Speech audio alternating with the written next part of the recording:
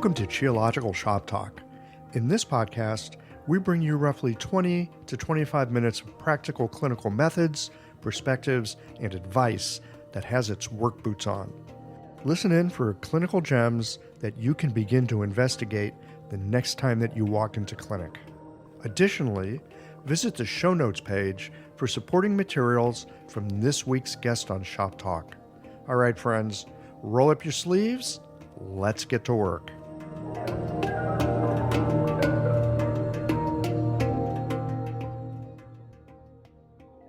This episode of Shop Talk is brought to you by LASA OMS, your clinic's partner in wellness.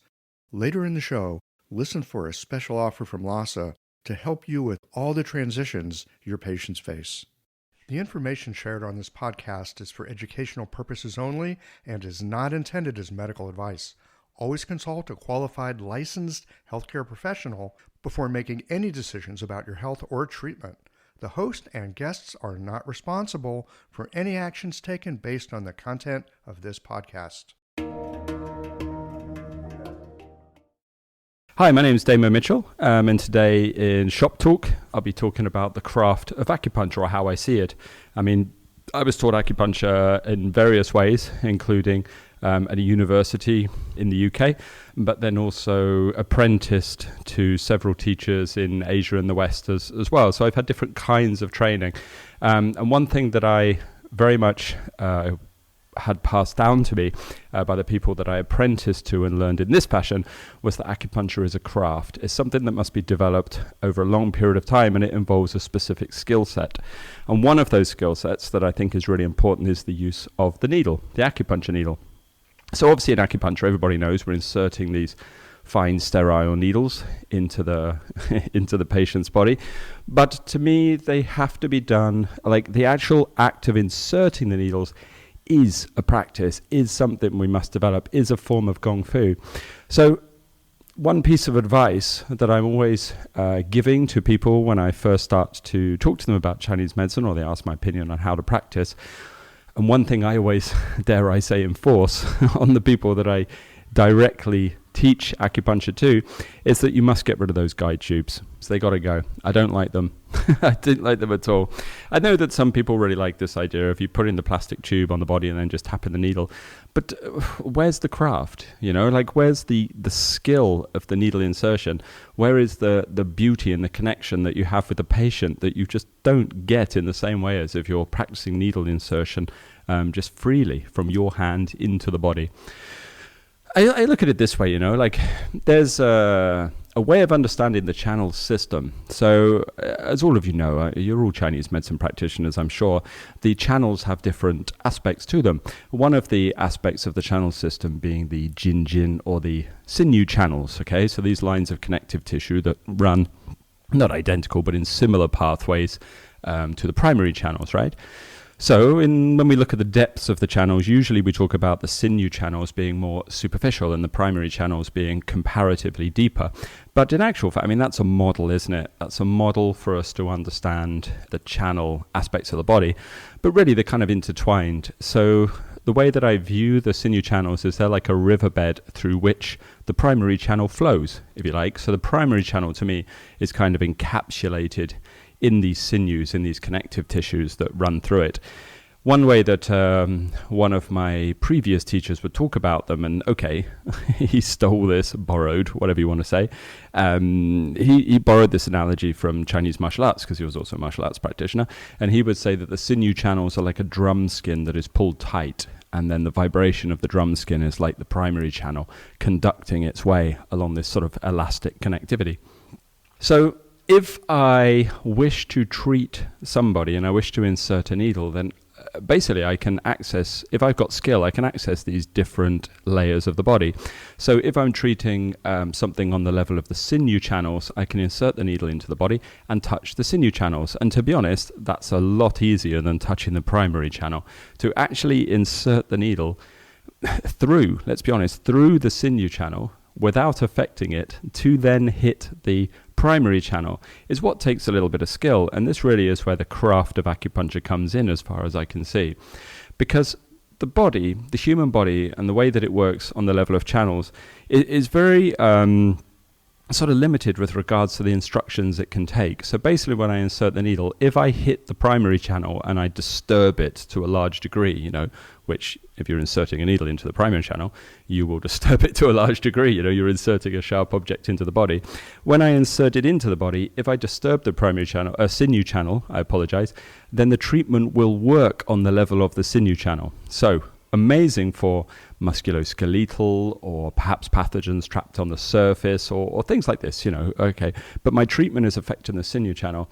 What will happen is the primary channel is affected secondary as a byproduct of the sinew channel. So you could kind of put it like this, like both channels, aspects of the channel be affected at the same time. But if I hit the sinew channel, it's maybe 70% sinews and 30% primary. It's like the 30% primary channel is just influenced as a byproduct of the sinew channel. What this means is that all of these sort of individual functions of the acupuncture on the meridian points, whatever you want to call them, all of those individual functions will be lessened. So for example, if I'm inserting the needle into a point that descends qi or clears heat from the body or maybe transforms damp, whatever it is, those aspects, those functions attached to the point, if I'm hitting the sinew channel level of that region of the body, you're only using that point function to 30% of its maximum potential. Maybe that was complex. Let me explain this. So say I'm going to insert the needle. I've got a point here and I want to clear heat from the body.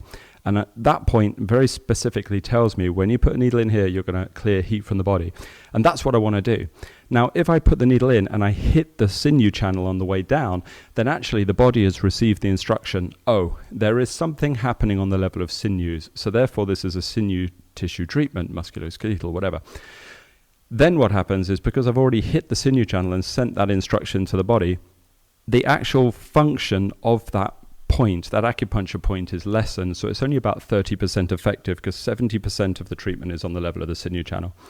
Now, obviously, these are just percentages I'm using as a concept. They're not too exact, but hopefully you get what I mean. Whereas on the other side of the scale, if I can insert the needle beyond the sinew channel without disturbing it to hit the primary channel and hit the primary point on that channel, then what I get is a much stronger clearing of heat. Now I'm clearing the heat to about 70% of its effectiveness, if you like, and 30% of the byproduct is the sinew channel is hit. It's like a set of scales. And now I've managed to go through to the primary channel. I'm tipping the scales in the favor of the primary point. And this is where the craft of the needle comes in. Like, how good are you at inserting the needle beyond the sinew channel to hit the primary point? Now, for a start, the primary channel is very thin. It's not a very thick thing. The sinew channels are thick, but the primary channel is thin. So when I'm inserting the needle into that primary channel, I also have to get the depth correct. I mustn't go too superficial because I miss the channel, and I mustn't go too deep because I miss the primary channel as well. I've got to be right in it. So the tip of the needle that I'm inserting goes right into the center of the primary channel, that at some points on that primary channel is only like a 2 millimeters thick or 1 millimeter. It's like very, very fine. So I must be able to feel back through the needle into me when I touch that primary channel. Okay, I must know it. And that means I need contact with the needle. I'm not going to feel that if my contact with the needle is just the tip of my finger tapping the head of the needle through the tube into the body. Now, of course, people might argue and say, well, once I insert that needle through the guide tube, tap, in it goes, now I can take the tube off and then I can adjust the needle. And okay, arguably that's true. You can reach the primary channel, but through tapping the needle, you've already affected, most likely, the sinew channel. Because think of it like this. Think of the sinew channel and all of the tissue spreading out as like a cobweb with a spider sat at the center of it. And you know what happens when something flies into a cobweb? Bong, that fly hits the web and it sends a vibration along the web to the spider, and the spider knows something's landed in its web. It feels it and it runs along and eats the fly. The sinew channels are very similar. So when I take that needle and I just tap it, send that vibration through the tube, through the needle into the sinew channels. Once I do that, then really that's the equivalent of the fly landing in the web and sending a vibration along the length of the cobweb. And what will happen is now the body knows, okay, this is a sinew channel treatment. So by using the guide tube and tapping it, that vibration is already accessed the sinew channel.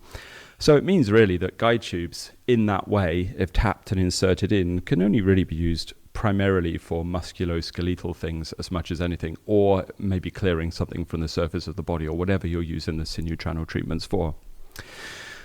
So I wish to do away with the guide tube and then hold in the needle, insert it ever so finely and exactly, and with such precision that I can slide it, if you like, between the fibers of the sinew channel without disturbing it. It's equivalent of the fly managing to fly between the fibers of the spider's cobweb. I want that needle to be inserted through the sinew channel without hitting it, so I do not disturb it.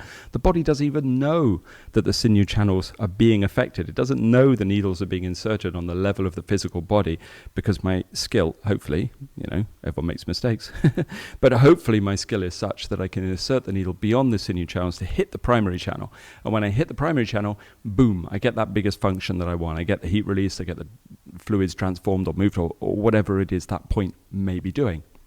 It's very akin to that story from the Zhuangzi that I'm sure if any of you have read Chinese classics you're familiar with, and that's the story of Butcher Ding, right? So if you don't know who Butcher Ding was, if I badly paraphrase the story, dare I say butcher it, excuse the pun, then Butcher Ding essentially is a butcher, and he has a knife, and the short version of the story is that essentially someone is amazed because every time he's cutting and cutting and cutting, he's cutting all the meat, he's cutting the pork, he's cutting the beef, his knife never blunts, it never goes blunt, it always stays sharp. And when asked about how, Butcher Ding, why does your knife never go sharp?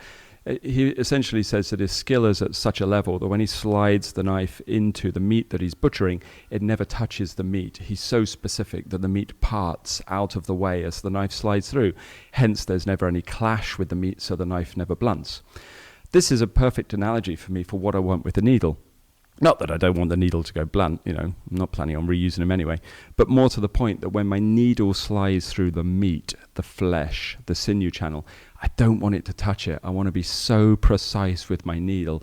I want the chi so strong and filling the needle, and the muscular control, the little fine motor muscles of my hands so controlled, inserting this needle in a way that I've done 100 times, 1,000 times, 10,000 times, 1,000,000 times, maybe not, I don't know, maybe not that much. And I'm inserting it in to such a level that the sinew channel almost parts out of the way. It's like Butcher Ding's knife sliding into the meat. Through it goes and into the primary channel to get the maximum effect that I want. Conversely, because of the craft I have with the needle, if I do want to affect the sinew channel, I can be a bit rougher, and my needle manipulation will depend upon this as well. I will manipulate and adjust the needle differently depending on whether I want the sinew channel or a primary channel treatment. I'll be a lot rougher, a lot sort of left and right, side to side, to really send that vibration through the fascia, through the connective tissue, through the muscles, whatever it is. I want to send that vibration through to tell the body, look, this is a sinew channel level treatment. Whereas at the same time, if I'm sliding beyond it into the primary channel, I'm more up and down and very fine and very gentle, and trying to not disturb any of the tissues, not to cause any physical damage on a tiny, minute level, just so I can get that needle into the primary channel. At that stage, if you start to work at that stage, which, is my advice, then even the feedback you get is different. So you will find that when you insert the needle into the sinew channel, essentially what I feel through the needle is I feel the handle. That's what I feel. I feel the handle, maybe a little bit of sort of a shake or resistance or something of the needle as it goes into the tissues, but not much else. But if I can slide beyond the sinew channel, beyond the physical, into the subtle, into the channel, then all of a sudden that feedback back from that primary channel is more. You can get everything from temperature changes, very subtle. The needle can suddenly heat up or cool down, or sometimes there's an electric buzz that some of you may have felt that comes out of the primary channel into the handle. The yang qi essentially is being stimulated at this stage, and you can feel it back through your body, and all of a sudden the qi sensation becomes less of a patient experienced effect, and all of a sudden part of a therapist experienced effect. And at this stage, that means that I have a connection with my patient. No longer am I just tap, needle in, walk away, tap, needle in, walk away, tap, needle in, go for a cup of tea for 20 minutes and leave the patient there on the bed. All of a sudden I have like a direct feedback and connection with what I'm doing. I'm involved. The very act of using my needle in a craft-like fashion means that I connect with my patient. And okay, now we have a back and forth between the qualities of our qi. Now, some people who are working from a very Western scientific or medical biological perspective, whatever you want to call it. I call it materialist perspective. This will sound strange because perhaps to you guys there is only the sinews and then maybe some nerve bundles underneath or something like that. But I would argue that you're missing a whole ton. That whole frog in a well syndrome of that which I have seen and touched and tasted and whatever is the only thing that's real. There's no bigger picture to Chinese medicine out there. It's outdated, it's dying out, and increasingly being involved in the Chinese medicine world and talking to people, it's really funny because I tend to find that a lot of I can only talk about the experience I've had, and I'm more familiar with Europe, but I know that in America maybe it's a little different, but certainly the educational facilities I've had contact with or that I've met students and spoken to about their education is very much, it feels often like the teacher or the way that the education is structured is very sort of scientific research based. And I've heard many stories of teachers saying to the students on day one or maybe day two, just to settle them in, qi isn't real and there's nothing energetic and it's a metaphor and an old and outdated idea and the way forward is scientific acupuncture. And actually, I don't find that view from the loudest voices doing the education actually matches the viewpoints of many of the students or many of the people studying Chinese medicine. Many of the people coming to acupuncture are really interested in the esoteric side of it, in the subtle body. They often have backgrounds in Qigong and yoga and meditation and religion and all these kind of things, and they're massively fascinated by the subtle, more internal aspect of the training, dare I say more traditional. So there is this idea that there's a discomfort almost in Chinese medicine training when people are sat there listening to these ideas of everything being very rote and very materialistic. And what I'm saying is actually, you don't really need to change your education. It doesn't matter what your theoretical concept is. The skill of contacting something internal on the level of actual qi, with regards to acupuncture, is your needle control. It's your craft. It's your craft. So my advice would be, 1, throw out the guide tubes. Secondly, hold that needle and hold it for hours, hours and hours. I used to have a massage bed in front of me because I couldn't keep perforating my friends. Also, I was very young when I started learning acupuncture, and not many people were willing to trust me.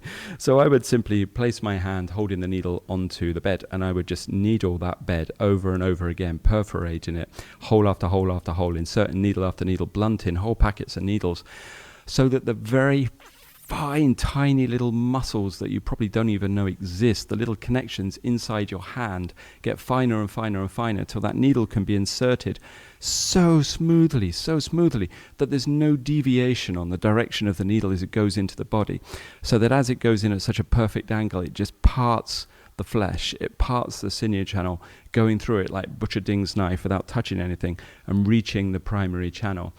And through this kind of work, the more my listening is here, the more I'm paying attention to that process, the more my mind is involved in these ever such minuscule insertions of the needle that I'm repeating thousands and thousands of times, the more my chi starts to fill that needle, like my awareness, my energy starts to connect with it, so that then inserting the needle doesn't simply become I'm putting needle in a point. It becomes I am putting something in to cause an interface between my and my patient's body into that primary channel, so that now we have a two-way and that the therapist effect is massive and a much stronger impact upon my treatment. So that's just my advice, but something to play with. The craft of the acupuncture needle, treated as a skill, a gong fu that needs developing over time. So, that's me, Damo Mitchell. That's my advice. These days, I'm around the world doing different things. And if you look me up online, you can find me if you're interested in my ideas. Thank you. When you're looking for herbs, tools, and supplies to guide your patients through life's transitions, you need quality you can trust. Lhasa OMS offers an unmatched selection of acupuncture needles for every style, herbs from all your favorite manufacturers, and everything else you need to run your clinic with confidence. Visit LhasaOMS.com to source the herbs and other supplies featured in this series. Use the code FERTILE15 for 15% off your next purchase at LhasaOMS.com. Some exclusions apply. See website for details.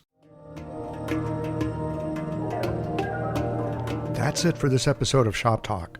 Did you learn something that brought a patient to mind? Don't keep a good thing to yourself. Share it with a friend. They'll be happy that you did. And tune in again for our next episode of Shop Talk.